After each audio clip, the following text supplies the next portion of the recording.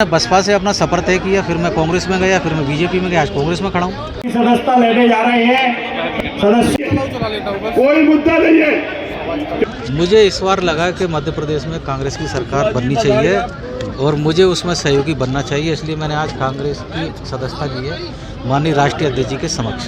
लेकिन भाई साहब, कल तो आप उनके मंत्री भरत सिंह जी के साथ थे, प्रचार प्रसार भी कर रहे थे लगातार, राजनाथ सिंह जी कह रहे थे कि हम दोनों साथ में ही हैं, एकजुट हैं। देखिए, अचानक ये कैसा निर्णय? जब किसी भी क्षण कोई हम काम करते हैं तो वो कोई ना कोई समय होता है। तो ये तो आप कल और परसों की बात कर रहे हैं भाई, आज हम यहाँ खड़े हुए हैं तो आज भी ये क्षण है। तो हर क्षण इसमें जो है, हर समय कहीं ना कहीं कोई काम होता है, तो वो समय ऐसा नहीं कि निश्चित कोई समय हो। पहले से ही क्या प्लानिंग थी आपकी? नहीं, मेरी कोई प्लानिंग कांग्रेस में जाना है मुझे? नहीं, मेरी कोई प्लानिंग। कब ये प्लानिंग? तत्कालिक मेरा फैसला है। आज सिंधिया जी से क्या आपकी कोई चर्चा हुई समाज में जाने से पहले? नहीं, इस बार कुछ चर्चा, क्योंकि सिंधिया जी ने आपको कोई रोका नहीं, आपने बताया नहीं क्या उनको? मुझे लगा ठीक कि ये करना चाहिए तो मैंने किया। अब कितनी चुनौती है भरत सिंह कुशवाहा जी, क्योंकि एक वोट बैंक कुशवाहा समाज का काफी है। देखिए, मैं अकेला कोई एक विधानसभा का व्यक्ति नहीं, और मैंने कह दिया कि मैं कभी टिकट के पीछे कभी नहीं भागा पिछले 38 सालों से।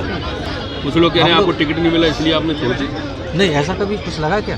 हाँ, लगा ना लोगों को लगा होगा, मीडिया को भी लग रहा है। नहीं, आज लग रहा तो आज तो काफी टाइम हो गया। नहीं, काफी टाइम बाद लोग गुस्सा कितनी चुनौती मानते हैं भरत सिंह? मैंने कहा कि मैं कोई मुझे चुनौती माने, मैं किसी को चुनौती क्यों मानूं? नहीं, आपके जाने से कोई फर्क तो पड़ेगा ही। अब ये तो समय के हिसाब से बात हुई। मदन जी, हमेशा ये कहा जाता है कि मदन जी जब भी चुनाव आता है पाला बदल देते हैं, ऐसा क्यों? देखिए, मैं टोटल जो है पिछले 38 सालों से कर रहा हूँ, सब जानते, कुछ छुपी बात तो है नहीं भाई। मैंने बसपा से अपना सफर तय किया, फिर मैं कांग्रेस में गया, फिर मैं बीजेपी में गया, आज कांग्रेस में खड़ा हूँ। ये कोई बुरी बात नहीं है। तो इसका मतलब क्या, टिकट नहीं मिला इसलिए आपने? मैंने टिकट की बात ही नहीं की, मैं कभी किसी पार्टी में टिकट की बात तो आपको नहीं। मंडल में कुछ बनाया, तमाम आपकी बातें चलती नहीं, सिंधिया जी से समर्थित रहे। सिंधिया जी के समक्ष सदस्यता ले ली थी, फिर आप उनको छोड़कर आप यहाँ आए वापस कांग्रेस में। तो मैं बसपा से भी तो आया था छोड़कर। महाराज के परिवार ने रोका था कि अंग्रेज़ों के साथ मिल करके कि यहाँ स्वतंत्रता ना मिले, ईस्ट इंडिया कंपनी। तो मैं कहती हूँ, तो मैं तो कह रही हूँ कि भारतीय जनता पार्टी भी ईस्ट इंडिया कंपनी की तरह ही काम कर रही है। फूट डालो और राज करो, तोड़ो और राज करो, भारत देश को तोड़ो जातियों में, धर्मों में, और उस पर राज करो। और उन्हीं का साथ आज महाराज दे रहे हैं। इसीलिए मैंने कहा था कि शिवराज जी ने महाराज जी से गुपचुप कर ली साठगांठ है, और इसीलिए इनकी हरदिल दिवाली मनाई जा रही है। आपने खून तक की बात कही है कि इनका खून जो है वो कांग्रेस का खराब नहीं है, खून महाराज का खराब है, खून बीजेपी का खराब है, बीजेपी के बड़े लीडर्स का खराब है। कल परसों में आपने सुना होगा, मोदी जी ने कहा था कि कांग्रेस का तो खून ही खराब है। तो उन्हीं की बात को लेकर मैंने कहा कि इस भारत देश को स्वतंत्रता संग्राम सेनानी जो कांग्रेस के थे, उनकी खून से सींचा गया, तब हमें आज़ादी मिली। तब बीजेपी और आरएसएस के लोग कहाँ थे? तब महाराज के परिवार कहाँ था? इसीलिए मैंने कहा, क्योंकि मोदी जी ने कहा ये बात कि कांग्रेस का खून खराब है। इसीलिए अगर वो कांग्रेस के उस खून को, जिन्होंने आज़ादी की लड़ाई लड़ी है, वो कह रहे, तो फिर भारतीय जनता पार्टी के लोगों के खून की बात क्यों नहीं कर रहे हैं?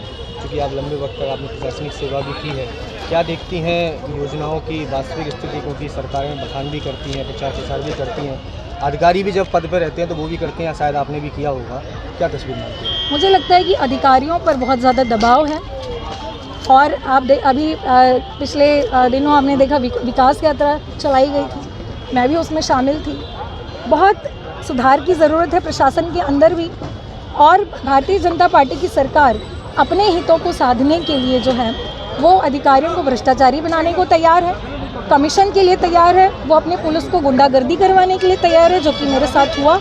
मेरे साथ यही हुआ, अधिकारियों ने भ्रष्टाचार या फिर दबाव में आकर के जो है मेरे इस्तीफे पर न्यायपूर्वक और नियमों के अनुसार काम नहीं किया। पुलिस के गुंडों को भेजकर मेरे कपड़े फाड़े, धमकी दी गई कि आपको जान से मार दिया जाएगा, डंपर से कुचल दिया जाएगा, गोली चलवा दी जाएगी।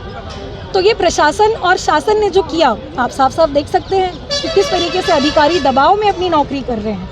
आज डर नहीं है आपको राजनीति में आने के बाद कि ये सारी जो आपके ऊपर लगाए गए धमकियाँ मिली आपके साथ जो घटनाक्रम हुआ वो तो हमेशा ही चलता रहेगा?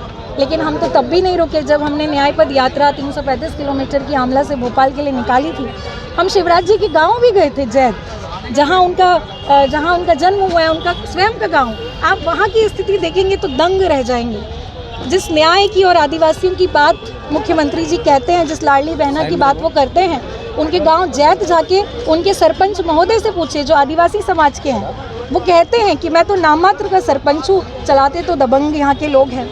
तो क्या इस तरह का सशक्त भारत हमने चाहा था, जो भारत के संविधान में त्रिस्तरीय पंचायत की बात की थी, जिसमें ग्राम पंचायत जो है सबसे महत्वपूर्ण इकाई है, उनको इस तरीके से सशक्त जो है शिवराज जी करना चाहते हैं। बड़ी शर्म की बात है कि जिस मंशा के साथ भारतीय संविधान की स्थापना की गई थी, लागू किया गया था, अभी हम उससे कोसों दूर है। और जब जब भाजपा की सरकार आएगी तब तक संविधान को खतरा होता है, और ये चाहते हैं कि ये अपने सत्ता के लालच में और पैसे के लालच में किसी भी हद तक गुजर जाए।